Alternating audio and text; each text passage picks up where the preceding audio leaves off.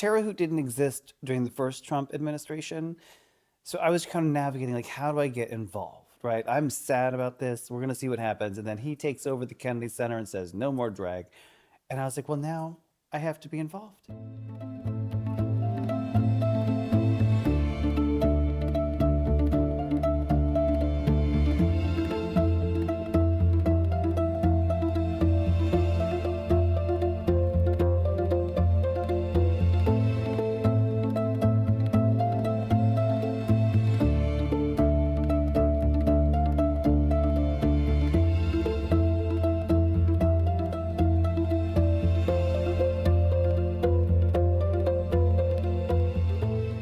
As a drag queen, I would say I'm campy, I'm ridiculous, and I'm kind. And that's the type of drag that I want to do because I started drag during the pandemic. And I always make a joke like, well, people were buying sourdough bread starters. I bought 52 wigs. Drag is a lot of different things, right? For me, it's about kind of lifting up who I am as a human and making it like 100 times more.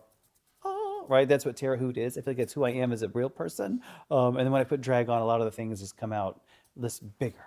And I think that that is really special. I think that drag has the power to bring joy, to make other people feel more powerful. I can go out there and change the world and fight for what's good and fight for what's right. And so that's kind of what I want people to think of when they think of Terre Haute. It's not just a drag performer, but it's someone who is inspiring them to be their best versions of themselves. I'm a comedian. I do what I like to call important comedy. I know it sounds a little bit pompous, and that's okay, completely unapologetically.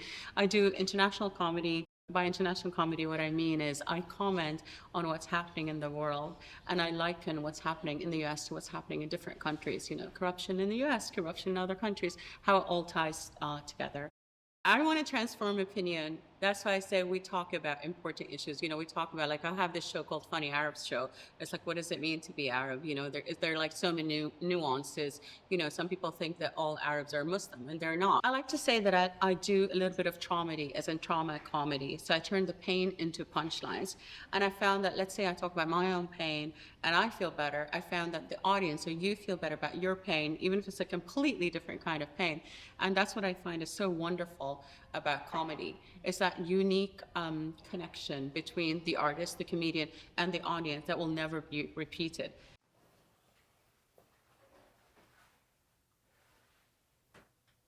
VOCA is Vision of Creative Arts. VOCA is based in Washington, D.C. in 2019 in order to provide visionary platform for deaf, deaf-blind, deaf-plus, deaf hard of hearing, BIPOC artists, a place to create their art on stage and behind the scene in various creative artistic roles. And there are so many deaf folks who live here in the DMV after graduating from Gallaudet. Gallaudet does have a theater department or theater program there. There are lots of folks who graduate from the theater program and they have nowhere to go from there for work opportunities, for internships, for mentoring, just opportunities to gain experience. So I thought this is the perfect place to provide this type of development opportunity for them to succeed as deaf artists who want to continue on with their artistic careers. VOCA does not only focus on the arts, we also focus on social justice, on racial justice, on equity. VOCA does work mostly with artists of color because it's important to recognize and increase representation of these underrepresented groups. To have a voice. We have something that we want to share. We have stories. These stories have been ignored and overlooked for so long.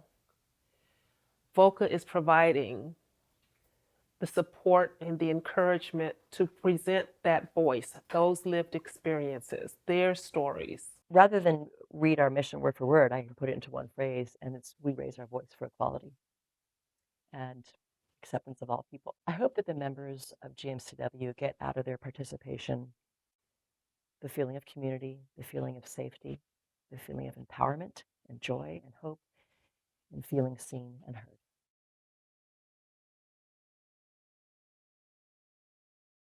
Our small ensembles are our outreach ensembles, and outreach meaning all the performances we do outside of our regular subscription season. We have Seasons of Love, which is our gospel and R&B ensemble. So they sing a variety of songs, but in the gospel and R&B style, both a cappella and accompanied by as much as a 6-piece band. They are approximately 30 singers or so.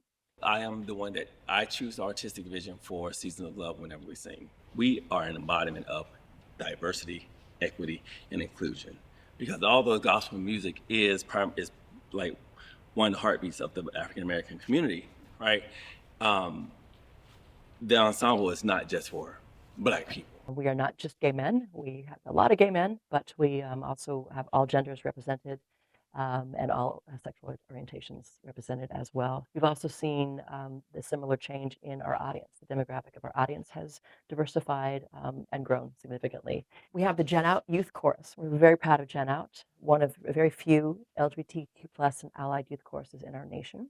And that's directed by Paul Himes. How we're different from the other small ensembles of GMCW is that our youth are not also singing members of GMCW. We've been doing it for 12 years. We've had over 150 youth from 80 schools participate, and it really is a joy of mine to work with these young people and give them a chance to use their voices, to learn how to use those voices, and to make a difference in the world. We are super proud of what we do. I am super proud of the amazing young people that have passed through the program, but especially this year, we have a joyful group of kids that is making a great sound, and I just think that they're going to go on and do great things, and I couldn't be prouder to be a part of this group. To me, Gen Out means community. It is such a tight-knit, I would describe it as a family, really. We all really care about each other, and we care about what we do in these spaces and our mission. It's all everything and everybody is really important to us. I have found that Gen Out can be a super safe place where you can genuinely be whoever you are without any fear of hate or judgment.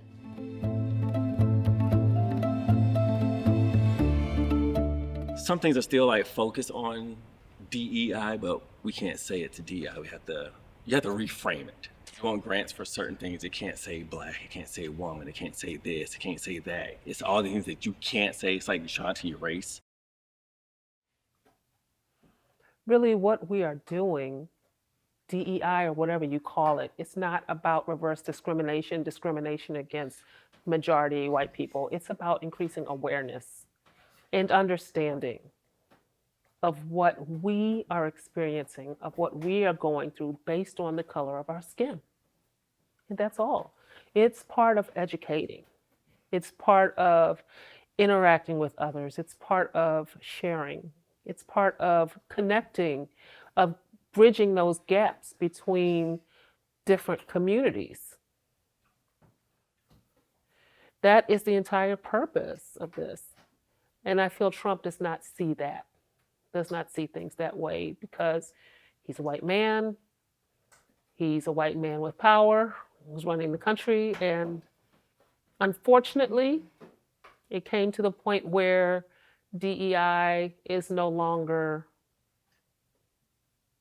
actually representing us. I am a Black male in America. Not only that, I'm a Black gay male in America, right? I am involved in I'm in a country that sees me less than, and I make it my business to make sure that my culture is represented and still recognized in a culture that tries to erase us. I thrive in music that is prominent in the African American community. So that's what I teach my students. It's kind of like my way of resisting. So it's my own resistance, my own protest. We are in a situation where the arts are under attack.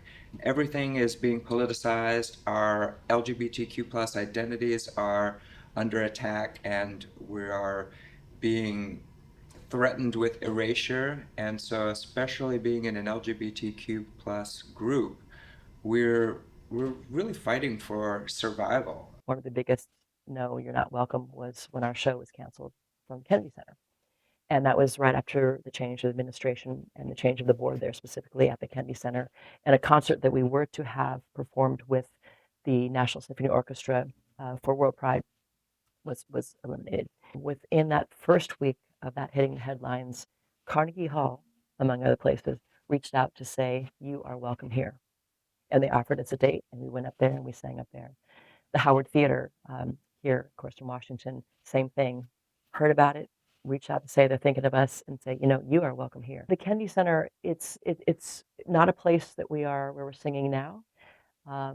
If we were to apply to rent the stage, I'm not sure how it would be received anyway, looking back to last year. So it's not something we're doing. And we also don't agree with closing doors for anyone. All artists should be welcome there. For someone who is a music teacher and someone in performing arts, just to have that resource and space. And they do so much with education. I remember taking school groups there too to watch performances. So it's just, there's so much there at the Kennedy Center that it's sad to see it dwindling away.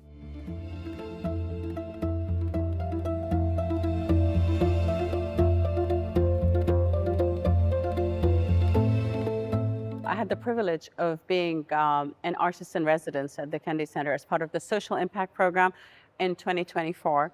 And then 6 months later, the Social Impact Program at the Kennedy Center was dismantled and the team was fired.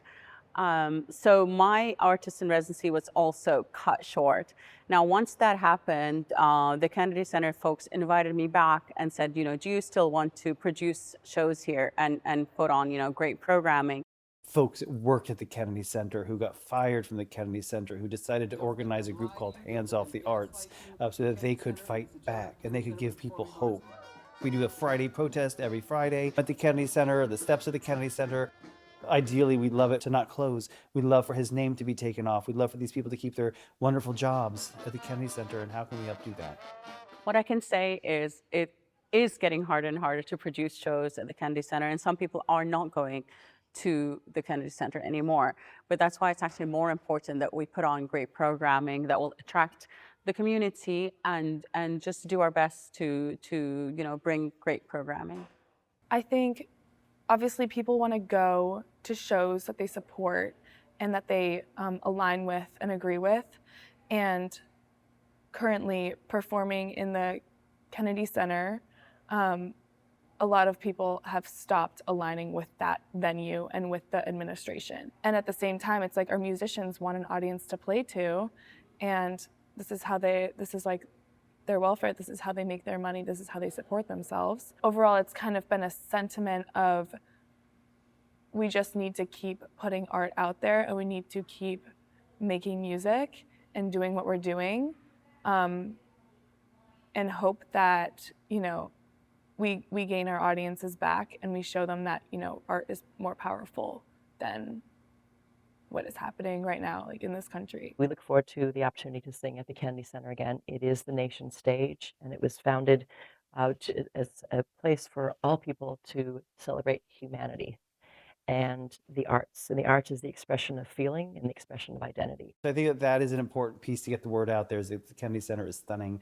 It is gorgeous. It is a memorial to an assassinated president, and there is no need to close it for 2 years. I think this current administration is inspiring us, empowering us, perhaps could even be an appropriate word there, to dig in to our joy and continue to program the way we do. And the way we program is to celebrate all people, all orientations, all expressions, and all cultures as much as we can in a given season. That's a tall order. There's moments like singing on the steps of the Supreme Court when marriage equality became national law, and singing the national anthem right after that law came out, and how differently those words fell. And looking up at the American flag that day and how more inclusive that American flag felt because of that decision. That's a big moment. I think that when the Gay Men's Chorus performs, I think it's a symbol of strength, bravery, community. We continue to sing even within this administration, like we refuse to be silenced, and so and we're going to sing as a part of Joyful Resistance. Joy is our resistance, and one could say joy is our protest. And when we come together in song, even on a rehearsal, I often encourage the singers to leave it at the door and let's just come in here. This is your safe space, and it's okay to feel joy, because we come in with the weight of the world on our shoulders. But this is an opportunity to come together and make some beautiful music, take literally a collective breath, and feel part of something bigger than ourselves. How do I remain hopeful? I think about this when I'm getting into drag, because I feel like people come up to me and say, "You are so much what I need right now. I need this joy. I need this." And I need that almost as much as they do. And I feel like we're in such a space where people are always so afraid of everything that's different, that they're afraid to engage, that they go immediately to being defensive and to name calling, and then they just close their minds. And like, if I can just get a little bit of a crack in there and just bring a little bit of light and glitter into their world, then maybe there's hope. True artists thrive in times of adversity. I mean, if we're going to hide, then what are we doing? The whole point of us as artists, as comedians, is to make a difference, is to talk about, the elephant in the room or the 50 elephants in the room, and to try to make a difference and to make sense of it. The arts are a fundamental, important piece of our humanity and our country's history, and a celebration, and we don't want that just to go by the waysides.